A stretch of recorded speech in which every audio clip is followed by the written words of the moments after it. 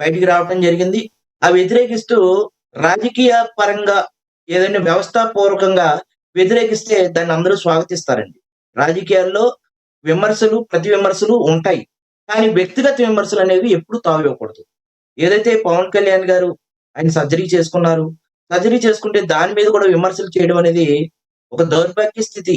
ఎందుకంటే నిన్న మొన్నటి వరకు నేను జనసేన వీడిపోయిన నా అన్న, నా అభిమానం అన్న వ్యక్తి నా అన్న కోసం ఇలా పబ్లిక్ ప్లాట్‌ఫార్మ్స్ మీద ఆయన చేసుకుంటే దాని మీద సానుభూతి అనేది లేకుండా పోయి వ్యక్తిగతంగా విమర్శించడం అనేది అది కరెక్ట్ కాదు. అట్లాగే మొన్న చంద్రబాబు నాయుడు గారికున్నటువంటి ఏదైతే తెల్ల మచ్చలున్నాయో, దాని మీద కూడా కొంతమంది మాట్లాడితే దాన్ని కూడా మేము ఖండించాం. ఎందుకంటే ఆరోగ్యాలకు సంబంధించినవి, అంగవైకల్యాలకు సంబంధించినది, ఇటువంటి వాటిల్ని వ్యతిరేకించి వాళ్ళని చదువుకున్నటువంటి ఒక విజ్ఞానవంతమైనటువంటి ఒక లాయరు ఈ రకంగా ప్రవర్తించడం అనేది అది చాలా తప్పండి. ఈవెన్ ప్రతిపక్ష నేత అయినా సరే జగన్మోహన్ రెడ్డి గారు సైతం కూడా పవన్ కళ్యాణ్ గారు ఆరోగ్యంగా కోలుకోవాలి అని చెప్పి మాట్లాడటం జరిగిందండి. దానికి ఏదైతే చంద్రబాబు నాయుడు గారు, లోకేష్ గారు, అలాగే సినిమా పెద్దలు కూడా ఇంతమంది ఆయన ఆరోగ్యం బాగుండాలని చెప్పి దేశవ్యాప్తంగా అందరి నాయకులు ఈవెన్ ప్రధానమంత్రి మోడీ గారు కూడా కోరుకున్నారు. ఇంతమంది కోరుకున్నటువంటి వ్యక్తులకి ఆయన ఆరోగ్యం బాగుండాలని చెప్పి ప్రతిపక్ష నేత సైతం కోరుకున్నప్పటికీ కూడా కన్నా రజనీ గారు ఎవరు చేయలేనటువంటి ఒక దుస్సాహసం చేసి ఆయన పవన్ కళ్యాణ్ గారిని వ్యక్తిగతంగా మాట్లాడటం అనేది అందరూ ఖండించవలసిన విషయం అండి.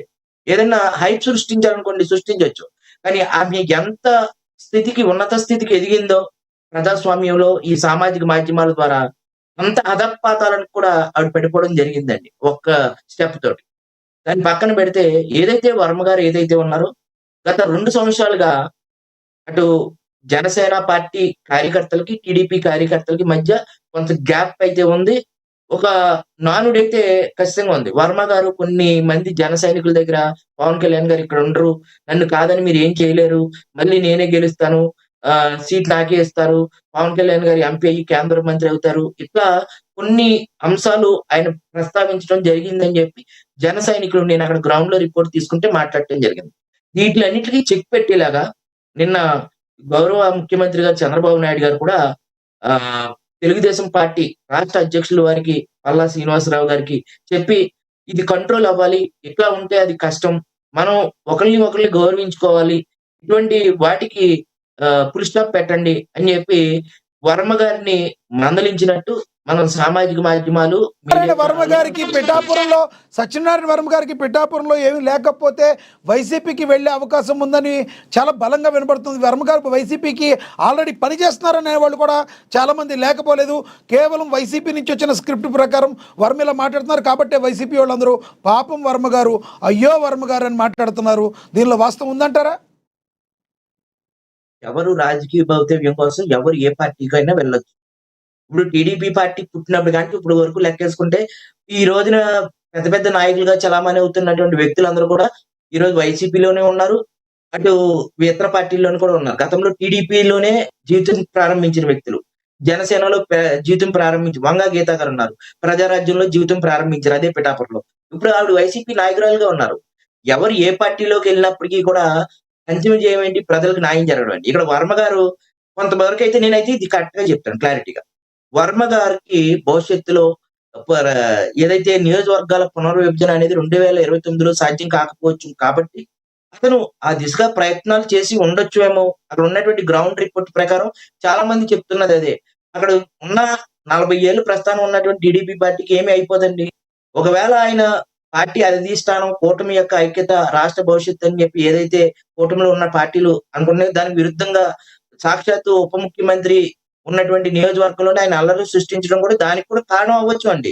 దాన్ని ఎవరు ఏం చెప్పలేం. ఈ రోజు నైటు అదే పార్టీలో ఉన్న నేతలు మళ్ళీ తెల్లారి లేస్తే ఇంకో పార్టీ కండువా కప్పుకొని తెల్లారి సామాజిక మాధ్యమాల్లోనూ, సోషల్ మీడియాలోనూ హల్చల్ చేయడం అనేది సహజసిద్ధం అండి. రాజకీయాలు మొదలైనప్పటి నుంచి వలసలు అనేవి ఉంటాయి ప్రతి పార్టీలో అండి. ఇప్పుడు వర్మ గారు వెళ్ళిపోతున్నంత మాత్రాన కూటమికి అయ్యప్ప గారు ఇక్కడ ఆలోచించాల్సింది ఎప్పుడైనా కూడా వెళ్ళిపోతే వెళ్ళిపోవచ్చు.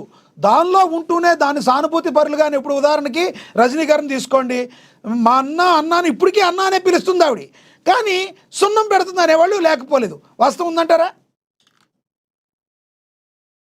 ఎంత ఎంత స్థాయిలో గౌరవించబడ్డారో అంత అధపాతాళానికి వెళ్ళిపోయారు. ఆవిడ విషయం మనం మాట్లాడుకోవడం కూడా అనవసరమండి. ఎందుకంటే ఎంతో హైప్ ఇచ్చి ఉన్నత స్థానంలో జనసేన పార్టీ ద్వారా కూర్చోబెట్టారు. ఆవిడ కష్టపడింది. దానికి తగ్గట్టుగానే 'మా రజనీ' గారని చెప్పి ఆవిడ వీడియోలు ఎక్కువ బిలియన్స్‌లో చూసారు. కానీ ఇక్కడ ఏ ఏదైతే వర్మ గారు ఉన్నారో, వర్మ గారి అంశాన్ని టీడీపీ అధిష్టానం కూడా ఖండించిందండి.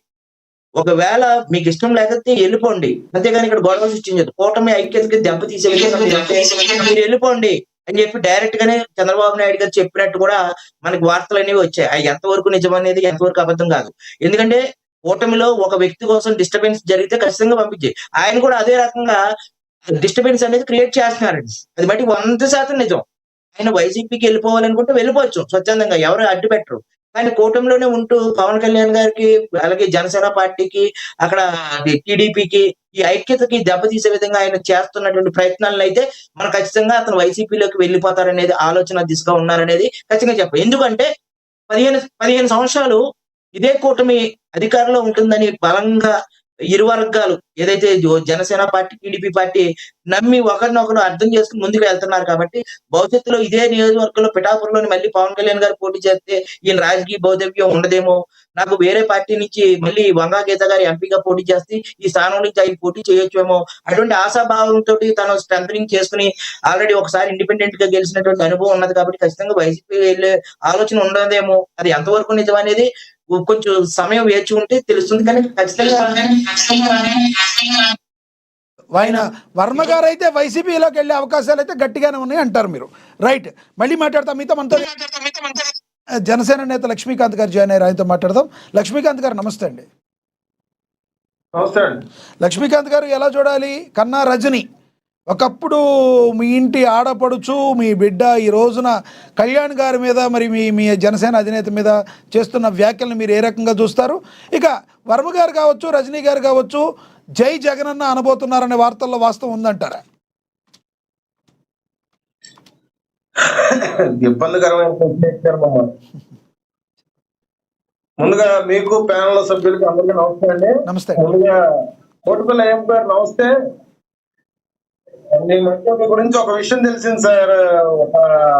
ఒక బాధితుడి పక్షాన నిలబడి ₹1 కూడా ఫీజు తీసుకోకుండా కేసు నుంచి బయటపడేదని చెప్పేసి తెలిసింది మొన్న మధ్య. నిజంగా చాలా సంతోషం. అందుకనే మీకు సార్ చెప్పండి. ఎస్, కంటిన్యూ చేయండి. నేనేం మాట్లాడలేదు.